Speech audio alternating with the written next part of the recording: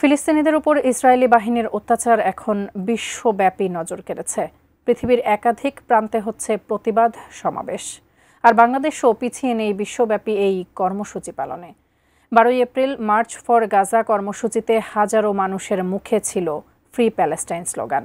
ওই কর্মসূচির প্রতিধ্বনি পৌঁছেছে ইসরায়েলেও, হয়েছে দেশটির গণমাধ্যমে সংবাদ।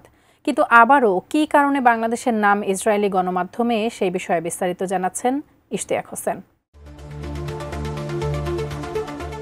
বাংলাদেশ ও ইসরায়েলের মধ্যে কূটনৈতিক কোনো সম্পর্ক নেই, এমনকি ইসরায়েলকে একটি নৈতিক রাষ্ট্র হিসেবেও বাংলাদেশ স্বীকৃতি প্রদান করেনি, যার জন্যই বাংলাদেশি নাগরিকদের ইসরায়েল ভ্রমণে রয়েছে নিষেধাজ্ঞা।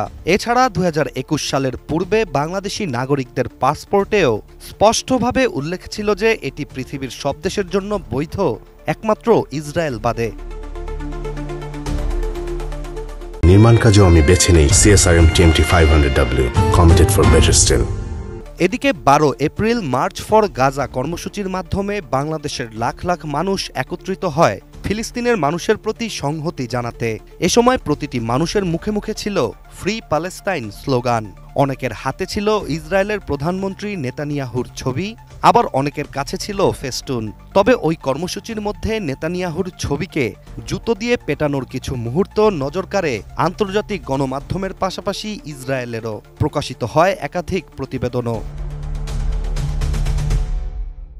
অন্যদিকে 2021 সালের 4 বছর পর আবারও ইসরায়েল বাদে অন্যান্য দেশে বৈধ বাক্যটি বাংলাদেশের পাসপোর্টে যুক্ত করার সিদ্ধান্ত নিয়েছে অন্তর্বর্তী সরকার, যার মাধ্যমে স্পষ্ট করা হয়েছে বাংলাদেশি নাগরিকরা ইসরায়েল ভ্রমণ করতে পারবেন না এবং দেশটির প্রতি বাংলাদেশের কোনো স্বীকৃতি নেই।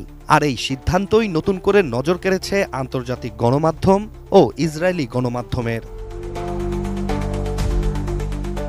আন্তর্জাতিক গণমাধ্যম AFP'র একটি সংবাদের ভিত্তিতে ইসরায়েলি সংবাদ মাধ্যম টাইমস অব ইসরায়েল বাংলাদেশের নতুন এই সিদ্ধান্ত নিয়ে একটি প্রতিবেদন প্রকাশ করেছে। প্রতিবেদনটিতে টাইমস অব ইসরায়েল জানায়, বাংলাদেশের অন্তর্বর্তী সরকার পাসপোর্টে অ্যাকসেপ্ট ইসরায়েল বাক্যটি পুনর্বহালের নির্দেশ দিয়েছে। টাইমস অব ইসরায়েল তাদের প্রতিবেদনে আরও উল্লেখ করে, মুসলিম সংখ্যাগরিষ্ঠ বাংলাদেশে ইসরায়েল বরাবরই একটি স্পর্শকাতর ইস্যু এবং দেশটি কখনোই ইসরায়েলকে রাষ্ট্র হিসেবে স্বীকৃতি দেয়নি। দীর্ঘ সময় ধরেই বাংলাদেশি পাসপোর্টে এই নিষেধাজ্ঞার লাইনটি ছিল।